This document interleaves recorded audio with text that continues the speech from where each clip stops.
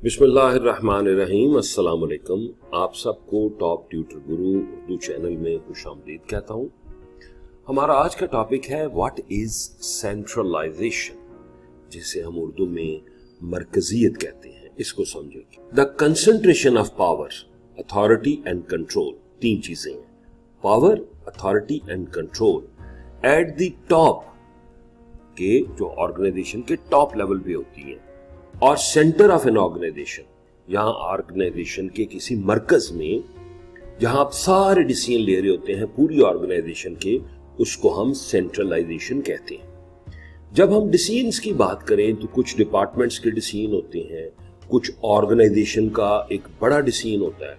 तो centralised decision making हम उसको कहते हैं जिसमें कंपनी के जितने भी बड़े बड़े फैसले हैं, फॉर एग्जांपल वो हेड ऑफिस करता है, और फिर उसका जो इम्पैक्ट है और जो इम्प्लीमेंटेशन है वो फिर जो उसके अलाइड डिपार्टमेंट्स हैं या छोटी कंपनियां हैं उस पे जाएगा। तो इसको हम कहते हैं सेंट्रलाइजेशन।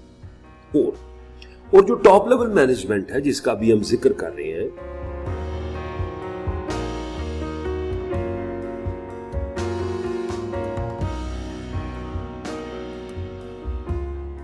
जो कि एग्जेक्टिव पे मुश्तमिल होता है, तो वो क्या करेंगे, उनका काम होता है ऑर्गेनाइजेशन को रेगुलेट करना, ऑर्गेनाइजेशन की चीजों को ऑर्डर में लाना।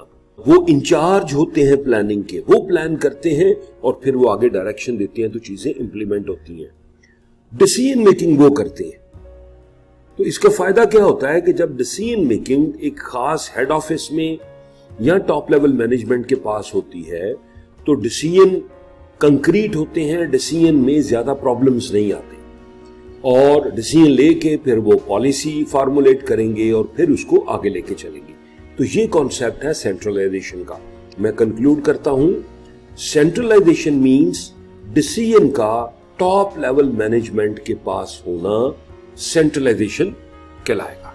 अब इसके ऑब्जेक्टिव्स क्या है, हम सेंट्रलाइजेशन को क्यों प्रेफर करते हैं, इसको हम समझते हैं।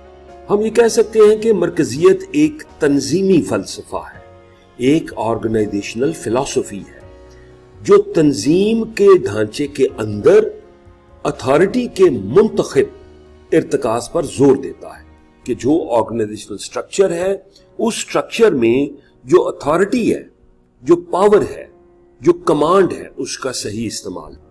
अब इसके ऑब्जेक्टिव्स कितने हैं? इसके 4 ऑब्जेक्टिव्स हैं। पहला इसका जो ऑब्जेक्टिव होता है वो होता है कि टू फैसिलिटेट पर्सनल लीडरशिप। तंजीम के आगाज के वक्त तंजीम की कामयाबी की बुनियाद मुतहर्रिक और बसीरत वाले रहनुमा की जाती क़यादत और निगरानी पर होती। इसको सादा अल्फाज में देखा जाए तो जो लीडर है, जिसके पास एक्सपीरियंस है, तजर्बा है, जितना अच्छा वो डायरेक्ट कर सकता है ऑर्गेनाइजेशन को, और कोई नहीं कर सकता। और जब आप डिसीजन को मरकजियत पे ले जाते हैं, सेंट्रलाइज कर देते हैं, तो उनके नतायज क्रिएटिव भी होते हैं और उनके नतायज कंक्रीट भी होते हैं। दूसरा पॉइंट है जनाब, टू इंप्रूव एफिशिएंसी, मतलब कारकर्दगी को बेहतर बनाना। अच्छा, अब एफिशिएंसी में जो एक बहुत बड़ा मसला होता है वो मसला होता है ओवरलैपिंग, कि एक काम 2-3 बंदों ने किया, वक्त जाया हुआ। जब ऑर्गेनाइजेशन का वक्त जाया होगा तो उसके पैसे जाया होंगे।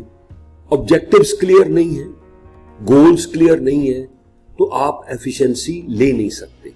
तो सेंट्रलाइजेशन जो होती है या सेंट्रलाइज्ड डिसीजन मेकिंग जो होती है, उसमें आप अपनी एफिशिएंसी को बढ़ा सकते हैं, जो प्रॉब्लम्स हैं वो कम कर सकते हैं, और कंपनी को मुअस्सर हद तक इस लेवल पे ले जाते हैं जहां पे उसको बेनिफिट मिलता है। टू इंक्रीज कोऑर्डिनेशन मींस हम आहंगी बढ़ाना, कोऑर्डिनेशन। ये चीज आपको याद रहनी चाहिए कि कामयाबी जो है किसी भी कंपनी की, उसमें जितने भी एम्प्लॉइज हैं उनकी जाती और इंडिविजुअल इनफरादी काविश होती है। वो अकेले अकेले अपनी जगह पे काम करते हैं। जब आप उसको इकट्ठा करते हैं फिर आपको उसका रिजल्ट मिलता है।